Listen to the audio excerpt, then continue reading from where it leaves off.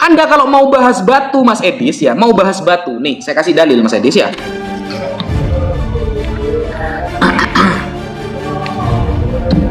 Nih, Kisah Para Rasul 4 nomor 11. Yesus adalah apa ini, guys? Yesus adalah batu cedar. Selamat datang di kebenaran. Kisah Para Rasul 4 nomor 11. Yesus adalah batu yang dibuang oleh tukang-tukang bangunan. Lebih mulia batu Hajar Aswad dong. Baunya harum, ada di tempat mulia, didatangi orang Islam sedunia, datang ke sana butuh puluhan juta. Keren batu Hajar Aswad itu. Ini Yesus adalah batu yang dibuang oleh tukang-tukang bangunan. Sampai mau bahas batu gitu loh. Yesus saja gak sebanding dengan batu Hajar Aswad, bro. Lebih keren batu Hajar Aswad gitu. Jadi kehebatan batu Hajar Aswad itu karena dulu dalam kisahnya dibawa oleh Nabi Ibrahim. Itu batu dari surga.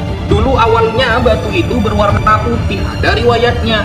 Tapi kemudian banyak orang-orang yang berdosa, kemudian dari kalangan perempuan yang haid, nifas, lalu menyentuh batu itu sampai batu itu menjadi warna hitam. Riwayatnya ada gitu loh.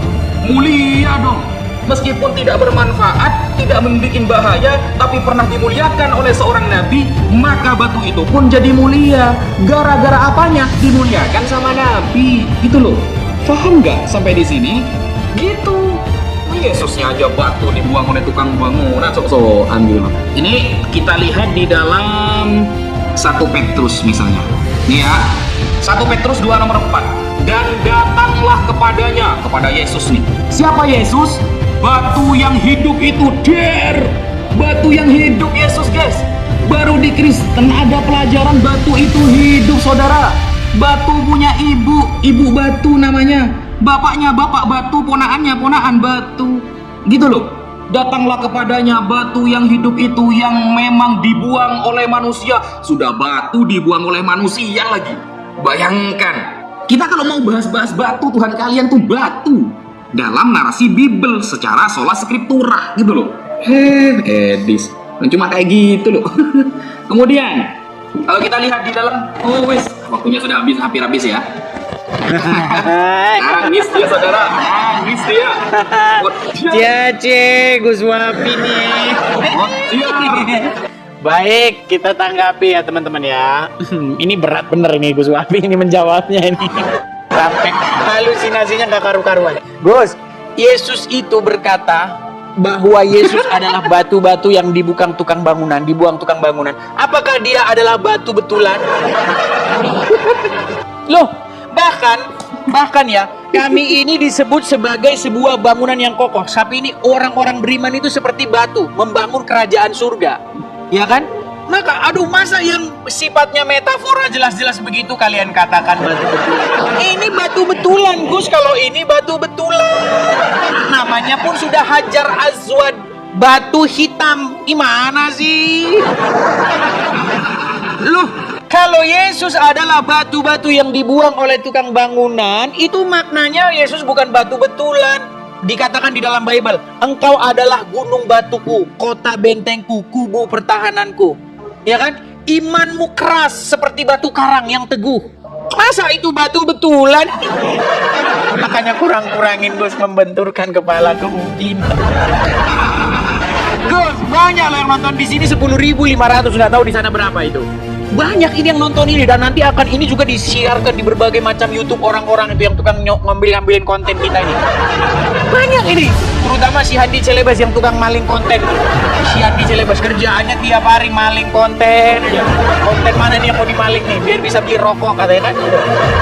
Loh, gini Gus, ini yang ingin saya sampaikan kepada kamu, tolonglah dewasa Gus. Ketika Yesus adalah batu yang dibuang oleh tukang bangunan, masa kamu pahami itu adalah batu sungguhan? Gimana sih?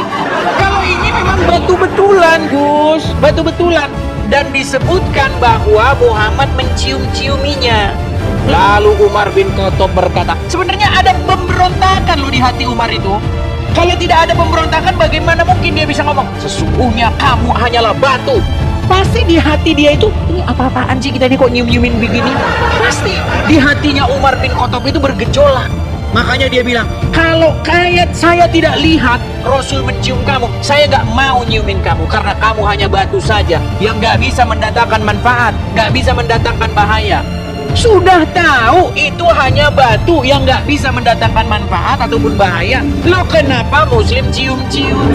Tadi seperti kamu bilang, bahkan datang ke situ, ke batu itu ngabisin berapa duit, injek-injekan, berapa banyak korban jiwa yang sudah ditelan akibat orang injek-injekan. Kalau Gus ungkapkan datanya, berapa banyak korban meninggal karena injek-injekan. Kemarin ada wanita orang Indo bikin PT di TikTok, nangis-nangis, dia bilang, saya kira orang-orang di Ka'bah ini adalah orang-orang yang benar. Ternyata mohon maaf nih, diraba-raba, dijamah kemaluannya, Gus. Ngeri.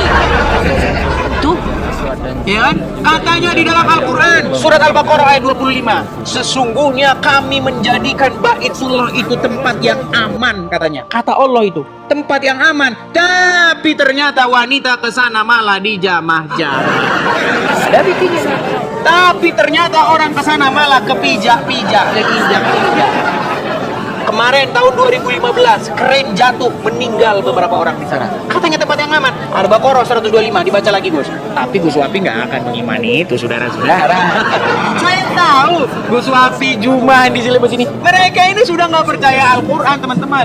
Mereka nggak percaya Al-Quran, tapi sudah kepalang basah. Organisasi sudah didirikan, APII, ya kan? Umat sudah menyokongnya dengan dana. Ini bagaimana nih kalau kena tinggalkan ini bukan mana?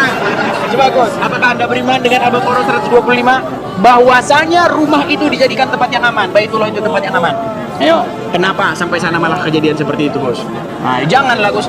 Tolonglah, Gus. Umat Islam ini juga tahu kok bahwa Yesus adalah batu yang dibuang ke kembang. Itu bukan batu sungguhan, ya.